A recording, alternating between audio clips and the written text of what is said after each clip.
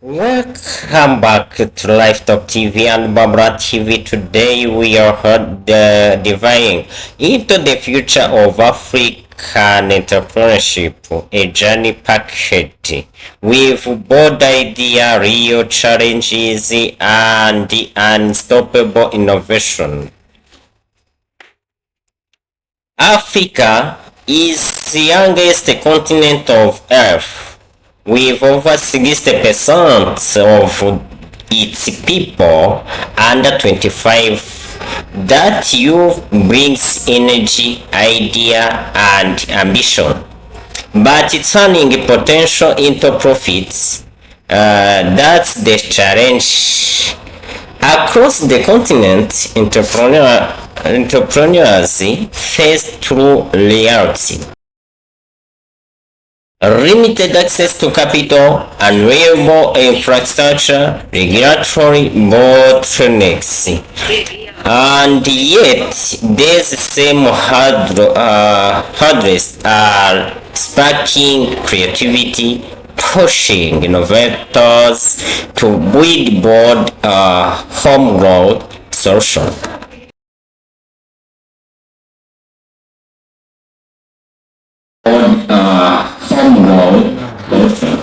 Ndagira ngo muri iki kiganiro ndeke kuza kucyeditinga kugira ngo uze kumva amakosa mu gutangira bisaba. Amakosa dukora dutangira, ugahasoringa ugatangira ukora amakosa, ariko uko ugenda ugira icyo bita experience bikazarangira ubaye expert. Nta kosa ndi bukate, nta bigambo navuze nabi ndi bukate, byose ndabikomeza gutyo. Let's break down the major roadblocks. Access to finance, that's the first thing. Bank coaches, investors hard to fund. Startup often run on dreams more than dollars. Let me exception. Let me talk about this idea. You know, sometimes you find that some people, they learn or they learn and they rent. They went to schools, the college, the secondary schools or TVTs. Those people who went to study, but they can't think about giving job, create jobs. No, they only waiting for the jobs. Who created the job? First of all, I would like to explain something aloud. My mindset, my ideas to youth is that think twice first of all. Who created the job?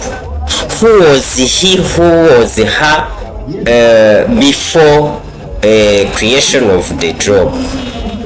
Why you think to go outside of schools and go to find job? Why you don't think to create a job? Okay, let me finish up, end up there. Infrastructure, what? I'll call it infrastructure.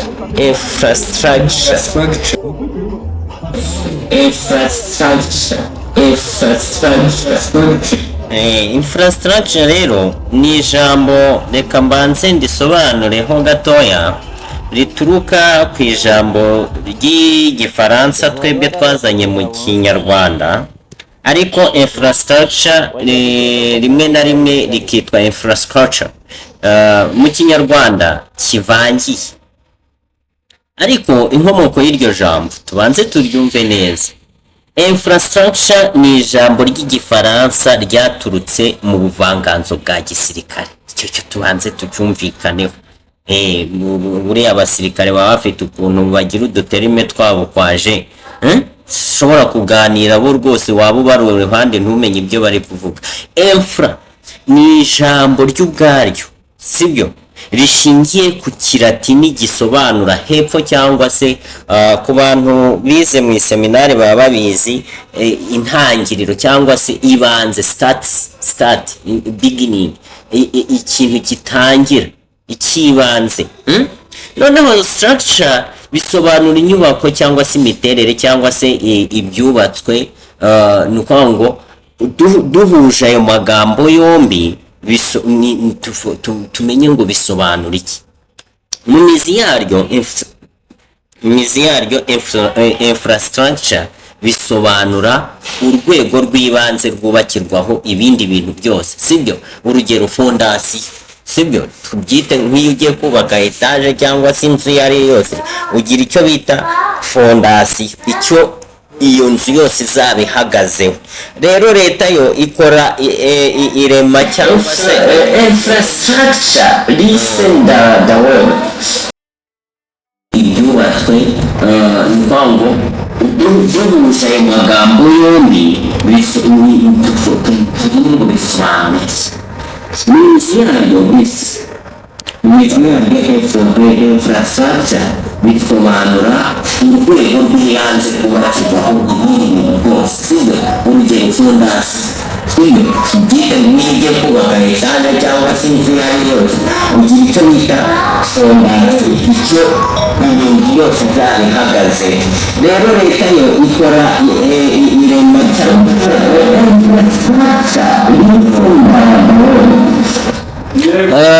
leta niba imaze kubaka imihanda yita infrastructure, amashanyarazi, amazi, ibitaro, ibigo by'amashuri, interinete cyangwa se telekomu nyine nk'uko bisanzwe tubibona, gare, ibiraro n'ibindi byubatswe bigamije koroshya ubuzima cyangwa se ubucuruzi hagati y'abantu dukora business. Muri make word infrastructure, nubwo nge byananiye kubivuga sinjye nyine ndabizi hari n'abandi batazi kubivuga, iri jambo rirakomeye, ariko nanjye nzanye ijambo ry'ikinyarwanda ngo nyiranzamurerera icyo Imana yamumpereye ngo rishyire mu Gifaransa cyangwa mu Cyongereza byakugora. Nuko ngo languages of origin ni French cyangwa se ikilatini, ni Igifaransa cyavuye mu kilatini, sibyo? Meaning ibikorwa remezo cyangwa urwego rw'ibanze rwubakirwaho iterambere nk'uko twari tumaze kubiganiraho.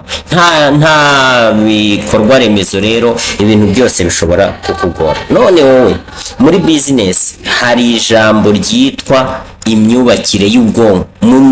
Wowe ni irihe terambere wubatse mu mutwe wawe kugira ngo ubone gutangira kubaka ibikorwa remezo bizagirira akamaro umuryango wawe, wowe ubwawe, umuryango wawe, isi muri rusange? Listen the word. There is infra and structure. Infrastructure. There is two words combined. Structure. If government gave us infrastructure, why don't you think about that? The infrastructure you should and you must think that is made by you and made to you and made from you, because you are also the first one who can gain in that creation of infrastructure. Yes, weak transports, petrol power and strong internet can kill momentum before a business even begin. You can think twice. In English, there is no word which I can use to explain how the youth can use this. Let's give an example like leg. Yes, leg. Leg has been created the power, electricity, and you are finalizing the electricity in college, or you finalizing the TVET somewhere, I don't know, even in Kamonyi or Delaware, I don't know, but you don't think that a poor line of neighbors, it can be the job to you. In this, I want to create a small understandable English where we could not clarify that English is a story. No, don't give up and don't give excuse that you don't know English. No, first of all, listen that English I am speaking on. This English is weak. I use weak English where everyone American can use, can understand, where they from Asia they can understand, from London, UK they can understand, even UG, Uganda they can understand. Don't confuse, don't bring the excuse that you don't know English, that's why you can't find the job. No, I hear clarify that knowing languages, there is no idea at all. What you know in your mind can create the job. I will not use hard words. I will try to use English that everyone, even the people who did not went to school, can hear. That's why for now, if you are a skill of somehow ndi recording uri kumvagiramo ikindi kintu kiri buze gutuma nyikatagura. Skills gap. Many young people like business training, especially outside the cities. Hari ubumenyi, mbabarire mbigarukeho mu kinyarwanda abantu bataza kumbwira ngo nakoresheje icyongereza kandi ntago bacyumva. Hari ubumenyi buri outside y'ishuri, buri hanze y'ishuri. That skill is, it may be your first partner. Ni umuntu wawe, ni umufatanyabikorwa wawe wa mbere mu kuba hari creation of the job. Niba hari skills uzi nko kogosha, hari skills uzi nko gukina umupira, ibyo bisaba ikihe cyongereza mutambeye kuvuga amafaranga byonyine. Ibyo ngibyo ni ubumenyi ushobora gukoresha mu kugira ngo ube wa creatinga job yawe at your own. Ni hehe se bigisha kogosha uretse ibyateye by'uyu munsi? Kogosha si umuntu byuka bimenya, guca inzara si umuntu byuka bimenya. Iyo ushaka guca inzara biri professionals ujya kwa Kanimba bakagucira inzara ku buryo baguca amafaranga ukamenya icyo kwiga bivuze. Naho guca inzara byo muri salo, it's not about skills. Ntago bisaba kuba waragiye ku ishuri zawe se ninde uzi gucira. Yes, let give moment gukora amandazi, gukora amasambusa, chapati. Those skills, it doesn't need to go to school. Don't lie people. As long as you wake up in the morning, then you feel there is no problem you have about your body, you feel better. So many people, young people, like business training, especially outside cities, they know. Okay, I found somewhere there is some woman, he passed before me. She has a week to plant wig. It needs skills. Which skills? It doesn't need English, doesn't need some diplomas. There is nothing they needed. Policy and regulator. The regulation. Let's take some bureaucracy. Bureaucracy, you study mathematics and biology, geography and something. You waiting for someone who created the job behind years, maybe 20 years ago. You need to go to work in that office. That is it moves slowly. And that is slow down everyone else. Still a new world is rising, resilient, resourceful and ready. Let's talk about this one. Niyo wiga waravuye mu ishuri ukaba ubizi neza ko biro ushaka hari umuntu wayitsindiye umwaka ushize, wowe urashaka kujya kwiga miki cyangwa gukora miki atari gukora uyu munsi, kwibyo wiga ubyize nyuma yiwe. Kuki wumva se ko yasohoka muri ibyo biro kugira ngo wicaremo? Ibyo ni ukwikunda ntago ari. Reka nabyo tubyihorere rwose. Gerageza kumva ko uri kwiga kugira ngo uzatanga akazi, utari kwiga kugira ngo uzahabwe akazi. None se niba akazi ministeri runaka ifite abakozi buzuye, wowe urashakamo uhe mwanya muri abo bantu bari muri ministeri? Birukane ndetse ministeri isasohokemo kugira ngo wowe winjire uzanye iki gishyashya. Ibyo byihorere. Reka turebe kuri opportunities. Now let's talk solutions and opportunities. Solution and opportunities, ninde wishakamo igisubizo nkuko duhora tubibwirizwa? Technology, smartphone, mobile money and digital platform are connecting businesses to the world. Hari umuntu udafite smartphone ko muri iki kinyejana? Smartphone irimo application menshi abyara amafaranga, atanga amafaranga. Urugero nabaha nk'ubu nona nabaha nk'urugero rwa application yitwa Sweetcoin. Sweetcoin ikigukorera ikubarira intambwe wateye ku munsi, wateye intambwe zingahe, buri ntambwe iyibaramo igiceri, buri ntambwe iyibaramo amafaranga, kandi nta muntu n'umwe utemerewe kuyidownloadinga kuko ni free kuri Play Store.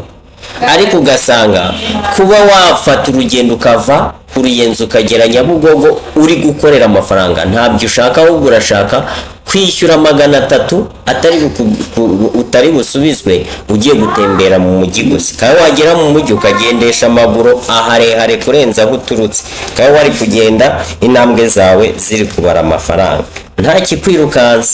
Iyo ni technology dufatiye kuri za smartphone.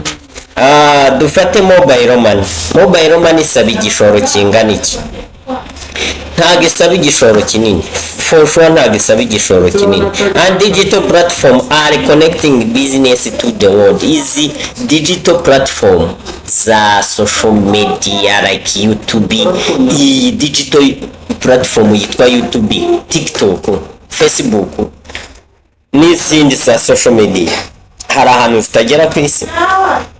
Katwigire kuri agribusiness. Africa holds 60% of the world's unused arable lands. Reka nkwereke, Afrika ifite 60% y'isi yose y'ubutaka budakoreshwa kandi wabonera ubushobozi bwo gukoraho ibintu by'ubuhinzi n'ubworozi.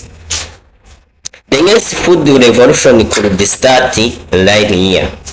Niba ukoze innovation yo guhinga bya kijyambere, ushobora kugarurira akagari k'iwanyu, umurenge w'iwanyu, umudugudu ntago nari nkwibagiwe, akarere, intara, igihugu, Afrika muri rusange and the rest of the world. Creative economy from Afrobeats to fashion, Africa culture is demand across the globe. Sibyo rata? None se niba iyi si ikeneye ibintu bituruka muri Afrika, reka mbahe nk'urugero wenda njya ntekerezaho nubwo nta bushobozi ndabigirira. Abazungu nitwe tubatunzi, bakenera amabuye bakayadukuramo ari twe bahaye akazi ko kuyacukura iwacu, bakanatubwira ko twe tutemerewe kuyacukura iwacu mu masambu yacu, bakagenda bakayadukoreramo. Telefone imwe iva mu ibuye ritangana n'amagarama 30, noneho bakayitugurisha amafaranga baduhemba mu kwezi, kandi ku munsi tukabahereza ibiro itoni 1000. Wabyumvishe? So these are not just trends, there are real businesses that are already thriving in Rwanda, Kenya, Nigeria, Ghana and beyond. Ibyo ni ibintu biri ahantu hose, sibyo? Tujye tubiha agaciro. Reka turebe kuri inspiration, sibyo? Look at the Flutterwave from Nigeria, SafeMotos from Rwanda, M-KOPA in Kenya. These startups didn't wait for perfect conditions. They built their success through the passion, persistence and problem solving. Iyi mishinga mbabwiye yose muri ibi bihugu ni imishinga idakenera ikindi kintu, ikenera kubyuka mu gitondo kabitekerezaho uti ntabwo ndara ntariye kubera ko ibi bintu birahari kugira ngo binjyarire amafaranga. Icyo kintu mubwira ni ukuri. M-KOPA in Kenya, SafeMotos from Rwanda. Iyi mishinga hari ikindi kintu isaba. They prove one thing, it's not about where you start, it's about where you are going. Ni bantu utekereza ndagana hehe, naho ibyo uheraho byo rwose ubifite mu ntoki zawe, mu biganza byawe. Kumva ko wabyutse mu gitondo ukigorora ukayura, warangiza ukajya ku nyaro ugahita ukavuga uti umunsi ntagiye business imeze gutya. Your own uyitangiye ku giti cyawe. And how hard you are willing to work to get there. Ni urifuza kugera kuki, wabigeraho ute? Ni wowe ubwawe byubatse muri wowe, kandi ikintu cyose ubasha gutekereza n'ubwonko bwawe wanakigeraho. No matter what, no matter how, no matter where. Reka rero mbabwira kakana, the future of African entrepreneurship depend on you. Nta wundi bireba, ni umunya business w'umunyafrika. Reka hari abantu b'icyitegererezo tutaba dukwiye kwibagirwa iyo bagarutse muri stocks zacu. Bagaruka mu byo tuvuga, bagaruka mu bitekerezo, bagaruka mu myumvire. Umuntu reka no kujya kure. Ngewe reka meri wacu mu Rwanda, mu karere ka Rulindo, hari umugabo witwa Sina Gerard. Nakuze numva akantu kitwa urwibutso, akabanga, utwo tuntu twararyohaga pe. N'ubu iyo nkabonye ndakagura kandi nshaje, njya ngura akantu k'urwibutso. Sana hari igihe ntakagura kubera isukari irimo, ahubwo nkakagura nibuka amateka. Ariko kari akantu kubatse izina gatuma umuntu ava ku buziro abahiro, afashe itiye runini igihugu. Abakozi akoresha 90% barize kandi bize mu mashuri. Hari n'abize mu mashuri we yashinze atarize, kandi uyu munsi ni doctor. Why not you? Ni iki kibura kugira ngo wowe ibyo bigereho? Nukubyuka nabi, usitara ku kiringiti. Whether you are selling at the market or building an online brand, like niba jewe narubatse online brand nkayita Babra TV, nkayita Babra brand, nkayita LifeTalk TV.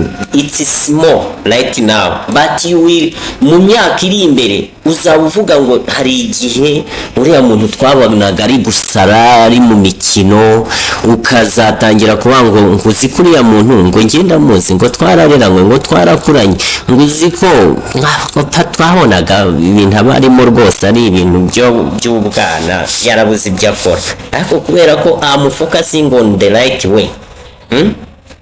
Cyo ndi gukora ntabwo ndi kubikora kubera ko wowe ngiye kugushimisha, nona n'ubutumwa ndi kuguha urahitamo kubukurikiza cyangwa ubwihorere, ariko kandi ntihazabura ababukurikiza. Ahubwo nimara kubona amafaranga nyafite nyakoraho, usigaye uza kumbaza igitekerezo cyangwa se utanafite uburenganzira bwo kugeraho ndi, nibwo uzavuga ngo yabitangiye turebe, sibyo rata?